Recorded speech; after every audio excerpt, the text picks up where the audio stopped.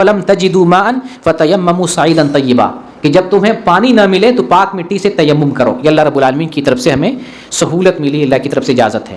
تو جب پانی نہ ہو تب آپ تیمم کر سکتے، ایک صورت.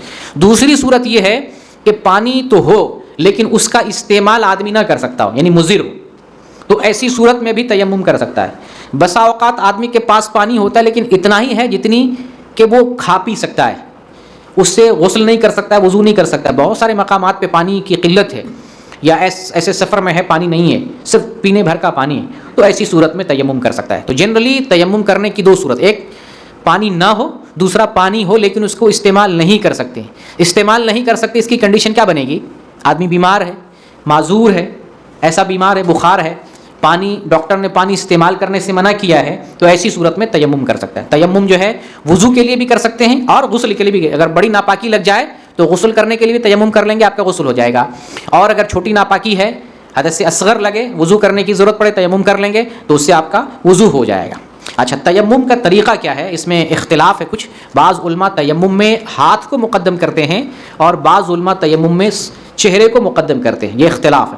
لیکن میری جو تحقیق ہے، میں جہاں تک دلائل کو دیکھا، اس پر غور کیا، تو مجھے جو لگا اس میں ہاتھ مقدم ہے، تیمم میں ہاتھ مقدم ہے، پھر اس کے بعد چہرے پر مسح کریں گے. میں آپ کو حوالہ دیتا ہوں، آپ دیکھ سکتے ہیں. ابو داؤد کی حدیث ہے 321 نمبر کی، اور صحیح بخاری کی حدیث ہے 347 نمبر کی. ایک صحابی عمار رضی اللہ تعالیٰ عنہ ایک سفر میں ہوتے ہیں، نہانے کی ضرورت ہوتی ہے، پانی دستیاب نہیں ہوتا ہے، تو زمین پر لوٹ پوٹ کرنے لگتے ہیں.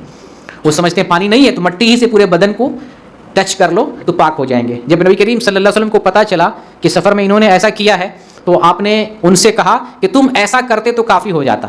ایسا کیسا؟ تو آپ نے طریقہ بتایا. آپ نے دونوں ہاتھ ایسے لیا، پاک مٹی پر ایک مرتبہ، دو مرتبہ نہیں، ایک مرتبہ پاک مٹی پر ہاتھ مارا، اور جو کچھ دھول مٹی تھی آپ نے پھونک دیا، پھونک کر کے صاف کر دیا.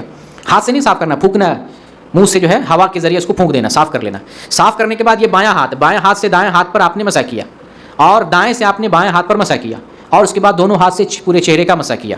آپ کا تیمم ہو گیا. یہ تیمم ہے. حدیثوں کی روشنی میں تیمم کا صحیح یہ طریقہ. اگر کوئی آدمی چہرے کو مقدم کر لیتا ہے تو ہم یہ نہیں کر سکتے نہیں ہو جائے گا. قرآن میں اللہ رب العالمین نے جو تیمم کا ذکر کیا ہے تو وہاں پر چہرے کو مقدم کیا ہے، اسی لیے اختلاف پیدا ہوا. بعض علماء کہتے ہیں کہ چہرے پر پہلے ہاتھ پھیریں گے پھر دونوں ہاتھ پر مسح کریں گے. لیکن نبی کریم صلی اللہ علیہ وسلم نے جن کو تیمم کا طریقہ بتایا، جن کو تیمم کی ضرورت ہوئی، تو تیمم کا جو طریقہ آپ نے بتایا ہے تو اس طرح سے پہلے ہاتھ کو مقدم کیا گیا.